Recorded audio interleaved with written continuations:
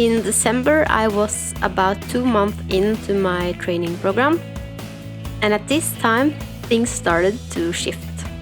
I was getting stronger, but something felt really off.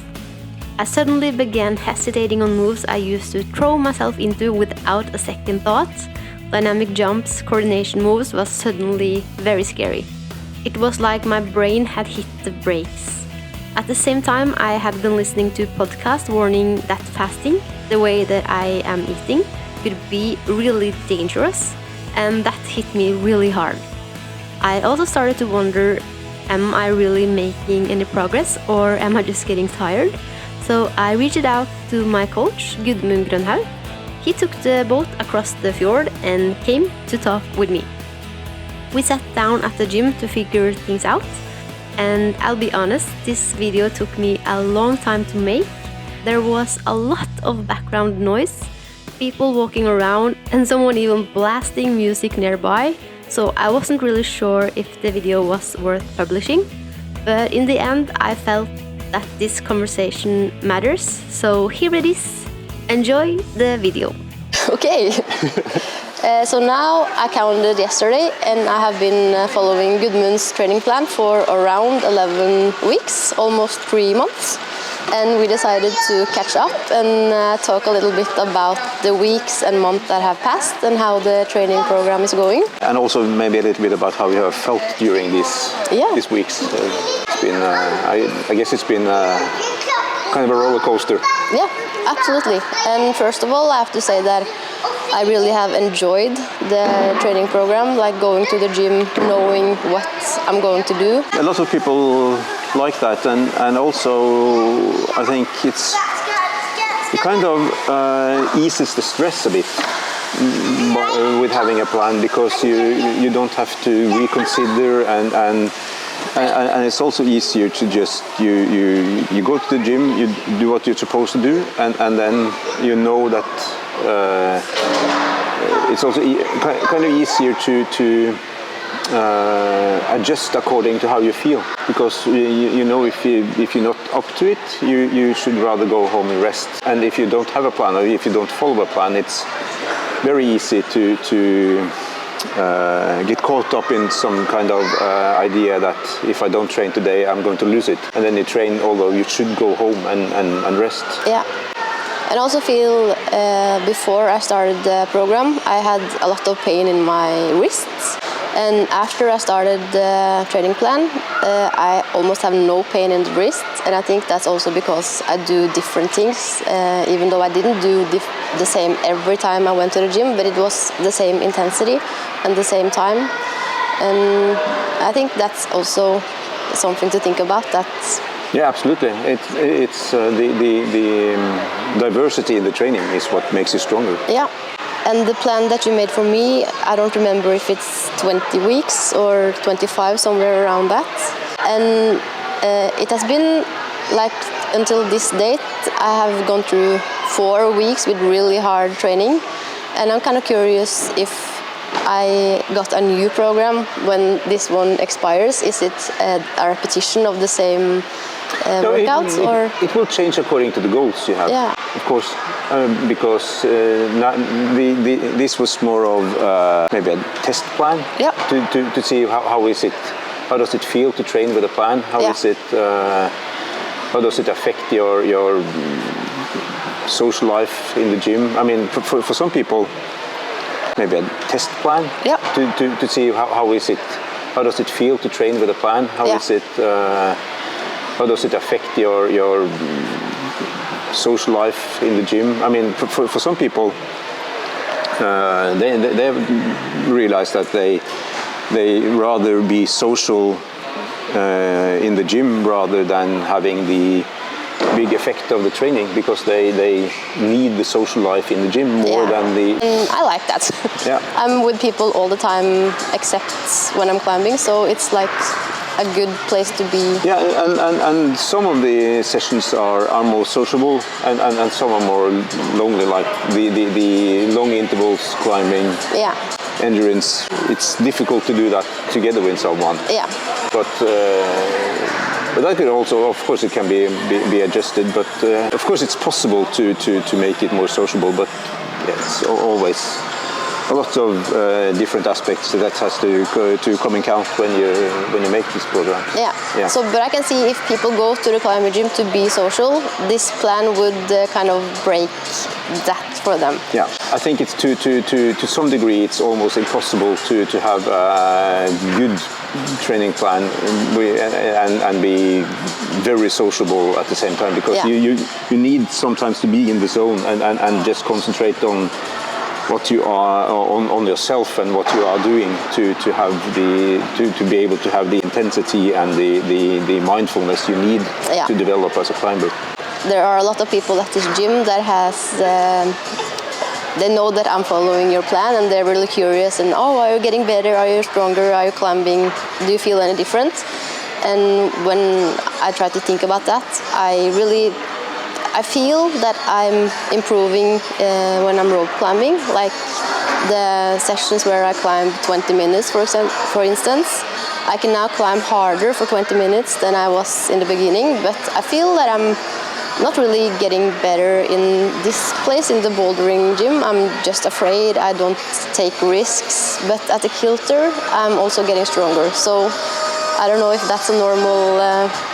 No, it's. I haven't heard that one expressed like this before, but it kind of makes sense, because the way you are climbing now, it affects your mind and body in many different ways. And one thing which is might sound scary, but there's an aspect in this called central nervous system fatigue. Every time you do something, physical or mental, you are relying on your central nervous system. Okay? And the central nervous system has just a given amount of energy that is available for you during your day or during a week, or you have this amount of energy, and every time you do something at work, you do something training, you clean the house, you have positive stressors and you have negative stressors, and all this kind of sums up to how much you can do, how much you can tolerate during a given period of time. Mainly two things that are the main effectors of the central nervous system fatigue, and that is hard training and negative thoughts, or negative stress, as you can call it. And this is what drains the energy, and so the harder you train, the harder you are using the central nervous system, and the higher the rate of fatigue will be. So everything that is a combination of hard physical work and high mental effort, like bouldering, to higher off the ground and start getting, maybe I'm going to fall, maybe I'm going to hurt myself. Those thoughts will maybe affect you more when you are more fatigued than what they would have done if you were on top of a game. And that's what you experience with like running starts, dynamic moves, and all of the moves that takes a bit more risk when you're not in a rope. That's and then it's also because your body is tired from all this training, so you will not have the same explosive capability, because your body is tired, as well as the overall fatigue. So these two things in combination doesn't make you a great jumper right now, but that's kind of the cost for doing this kind of training systematic, is that you take some periods you will feel slower and weaker, because we set up the program such that you will have your peak form will be at the end of the program. Okay. Which means that most of the time until that peak form kicks in, you will be tired. Yeah. So it's kind of the cost, and the better you are at accepting that you are feeling weaker now, and the harder you're able to train while you're feeling weak, the better the outcome will be in the other end. And that's what you mean by trusting the process. Yeah. Like not doubting, just following the plan even though you feel really bad. Yeah. Everybody who is starting to follow a program for the first time, they have this breakdown. Yeah, okay. Everybody. Yeah. And, so it's not unique. No. The thing is to know when to stop. When are you so fatigued that you really need to rest, although you are in a process. And the program said that you should train hard that day. Yeah. So at some point you will be so fatigued and tired that you might need to rest, although it's supposed to be training, and that's why it's good to have somebody to watch from outside, and they can say that now you need to rest and now you can train, because if you push yourself too hard, you'll get injured. It's a fine line between pushing hard and getting injured. It's difficult, but it pays off. Another thing that I was talking about in my last video was the way that I have been eating and planning out my meals, that I have been following this kind of intermittent fasting program for maybe 3 years or something, and that often means that I'm not eating before 3, 4 in the afternoon. I got some comments that suggested a couple of podcasts about nutrition and climbing and female training in particular. And I got super afraid because they kind of said that if I don't eat in the morning, I will lose my brain cells and maybe die. So I wrote to you, kind of panic state. So I would like to hear what you think about eating and meals and climbing in general. We should maybe start with the rhythm of eating, which is what you're talking about. If you should just eat a little bit every 30 minutes or every second hour, or how you... I mean, people have all kinds of rhythms, and it really doesn't matter at all.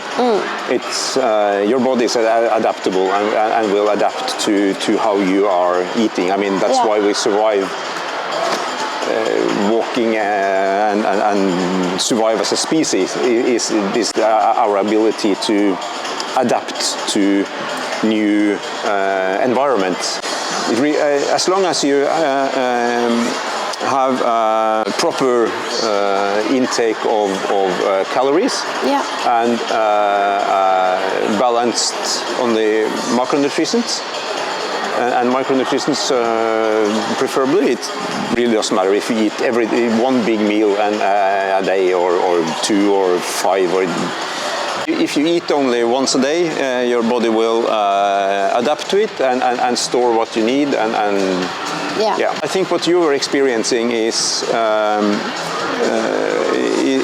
that you started to train harder, and as again, it's about how your central nervous system reacts to how you are spending your energy, and you have this amount of energy, and if you eat only once or twice a day, there will be periods of the day where you have less energy easily available, because when you eat seldom, you will have to rely on this energy that is stored in the fat tissue or in the liver, and that takes longer to digest and use.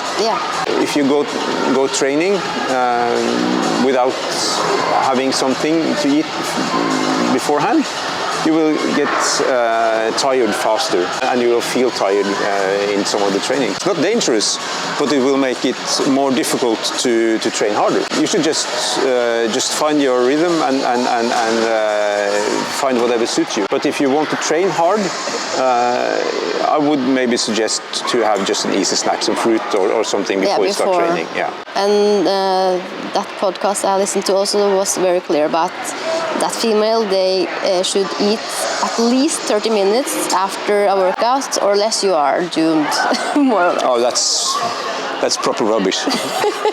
I'm glad to hear. Yeah. I'm not a nutritionist myself, but I have been doing some research with some of the best nutritionists for climbers in the world, like Marisa Michael and Lena Hubert, and they are totally clear on this. It's no problem. Do what you want, as long as you get enough calories and all the micronutrients you need. It really doesn't matter in which rhythm you are consuming. And the podcast that I listened to was also very clear about how important it is to like put protein in your morning coffee and just add a lot of stuff. Do you have any experience with that? How do people come up with these things? I'm not sure. Oh, it's just weird. Yeah. No, sorry. I shouldn't be laughing at it, but this is just ridiculous. She was adding proteins and I don't know everything else, but keratin and all through the day, more or less. Why? Yeah, for the brain. No, but your brain functions solely on carbohydrates. Kind of a vault that protects the brain from blood with anything else than carbohydrates to entering the brain. Yeah. Because the brain will be damaged if you get proteins in it. I think it was both the brain, but also like the muscles and the function of the body. Oh no, that's. So for me, I don't need to put protein in my morning coffee. And no, it sounds horrible. Yes, I haven't done it. Keep your coffee, and keep your meals just regularly healthy, and you'll be fine. And you should make problems of things that shouldn't be a problem. Food should be good. It should taste good. You should eat it with your family and friends, and that's it. I mean, how hard can it be? Yeah, it can be pretty hard. Just listen to some of the podcasts and you will maybe see. Oh, I don't think I want to listen to those podcasts. I'm sad that I did listen to them, because they only made me confused. Yeah. Another thing that we talked a bit about earlier in this conversation was that people are asking if I'm getting better at climbing. And after a while, I guess we should see if I am getting better, and how can you measure improvements at the climbing wall? In the middle of a training period, it's actually not that easy, because you will be tired and you will have some level of fatigue, but you might be able to. It's more about how you feel while you're training, and usually people say that they feel that they are more rigid in the body. It's like they're able to stiffen up better than they used to before, and that's not easy, that's not very easy to measure. It doesn't show in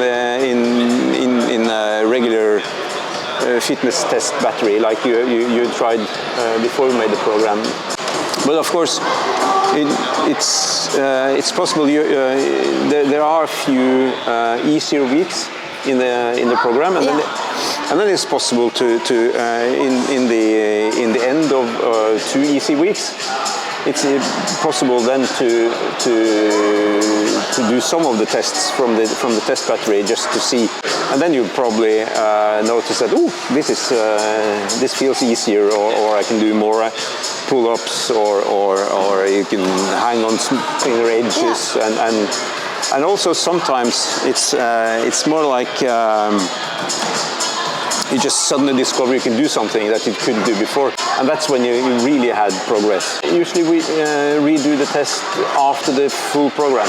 just to see that, or for the longer programs like yours, it's also could be okay to do an intermittent test, and then to see if we are changing the variables you want to change, and if we're not targeting the getting progress in the right places, we could adjust the program a little bit to make sure that you are progressing the way you want. Because now, as I said, I feel that I'm really progressing at the rope or in the sport climbing walls, but not in down here. No, it's getting worse, I feel. It's probably not getting worse, but you're tired. Yeah. So you don't have the ability to really. Yeah. If you're going to measure progress, you need it to be measurable. What you're saying is, if you want to measure progression, you have to pick something that's not going to change during the time that you're trying to measure it. Like lifting a dumbbell of 10 kilos will be the same every time you try to lift it. But climbing this boulder here with the 5 weeks apart will be not as good.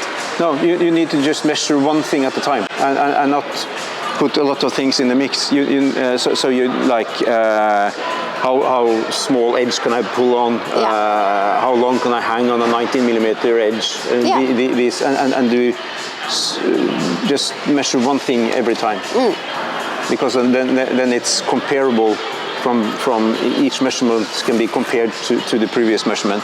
I don't remember how tiny the edges that we hung on at your place was. Was it 10 millimeters? The smallest were 10, yeah. So doing that again could add some value to see if my finger strength actually has improved. Yeah. Comparing to do a kilter problem that I couldn't do before and try to do it now. Because then with the kilter problem you also have the effect of learning, and you have done it before, so now you know how to do it. You have repeated it, so it's easier. All of these things. So it's better to have like independent measures that measures only one thing. So that was the talk. Going into this conversation, I was pretty worried.